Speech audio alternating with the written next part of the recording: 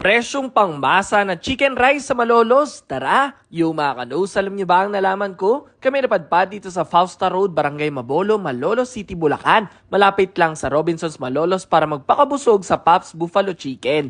They have an open space dining setup sa first floor at second floor na kaya mag-accommodate hanggang 85 packs. Ang dami, di ba? Kaya naman open for bookings din ang kanilang KTV room na good for 17 packs na tamang-tama sa upcoming holiday season. Pagdating naman sa pagkain, sa halagang 80 pesos, makaka-order ka na ng isang classic chicken with rice. This siomai chow pops, may chow fan rice ka na, may siomai ka pa for only 75 pesos. May combo meals din na for me ay sulit katulad ng classic chicken and sisig meal, classic chicken meal and lechon kawali na both 135 pesos. Pork chop with egg and java rice sa 105 pesos. They also have this burger steak na may 2-piece na rin. Kung mahilig ka sa pares, they have beef pares with java rice sa 105 pesos. If chicken lover ka naman, swak sa'yo ang Pops Barkada na may 3 pieces chicken na may classic, buffalo and teriyaki flavor. Just add 20 pesos and naka-only rice ka na. At kung pang grupo ang hanap, meron silang platter like Pops in a box na 649